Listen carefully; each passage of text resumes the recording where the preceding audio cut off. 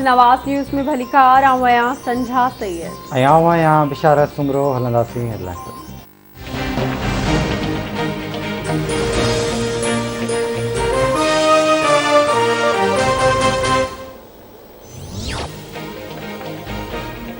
Parliament supreme आए सब कम parliament ज़रिए करण चाहिए था।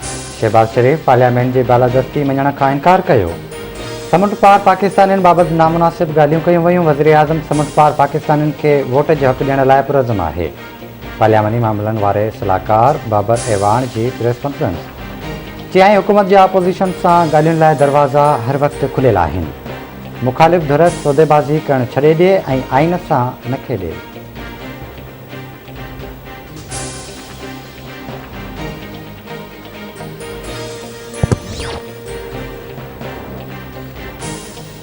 वॾे वज़ीर सैयद मुराद अली शाह की सदारत है टास्क फोर्स जो इजलास। वॾे वज़ीर के कोरोना केसनि ऐं वैक्सीन बाबत ब्रीफिंग। मुराद अली शाह चवे थो कोरोना सबब फौतुनि जी शइ अञा ताईं घटि न पई थिए। कराची में केस जी शइ 7.54 सैकड़ो आहे।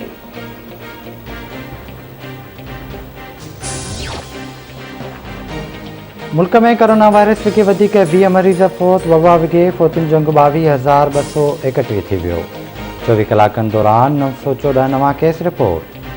मजमूई अंग 9,55,657 थी वियो। हेल ताईं 9,02,01 मरीज़ वायरस के शिकस्त ॾेई सिहतयाब थी चुका।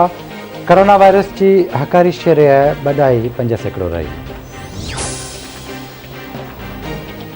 कलंदर लाल शहबाज समेत सिंध जूं समूरियूं दरगाहूं अॼु खां खुली वयूं।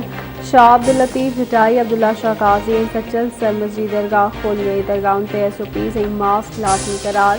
दरगाहूं खुलण ते पांधीड़नि में सरहाई। सिंध में कोरोना वायरस पखिड़िजण सबबि दरगाहुनि खे बंदि कयो वियो हो। सखर जी एहतसाब अदालत में PP अॻवान ख़ुर्शीद शाह जा आमदनी खां वधीक असासा रेफरेंस केस जी ॿुधणी। MNA ख़ुर्शीद शाह MPA फ़ारूक शाह अदालत में पेश। कंदकोट में पठान बिरादरी की ॿिनि धिरियुनि में झेड़ो। फायरिंग में सलाउद्दीन पठान मारिजी वियो। ॿ ॼणा ज़ख़्मी। जवाबदार फरार। पुलिस लाश ऐं ज़ख़्मियुनि खे खणाए अस्पताल पहुचायो। दौदापुर वेझो ॻोठ हुसैन शाह में हथियार मिली फायरिंग में हिकु ॼणो मारिजी वियो। वाई पांदी वेझो ॻोठ बखर जमाली में पैसा घुरण तां मामे भाणे जी फरज़ाना के पिस्टल जा फायर करे क़त्ल करे छॾियो।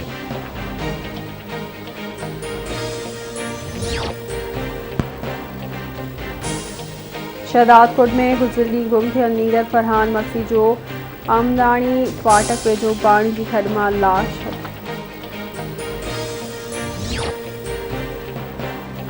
दादू में 14 शहीदनि वटि ट्रैक्टर ट्राली ते मिटी ढोईंदड़ 45 वरियनि जो पोरे ते सरवर माछी ट्राली हेठां अची फोत थी वियो।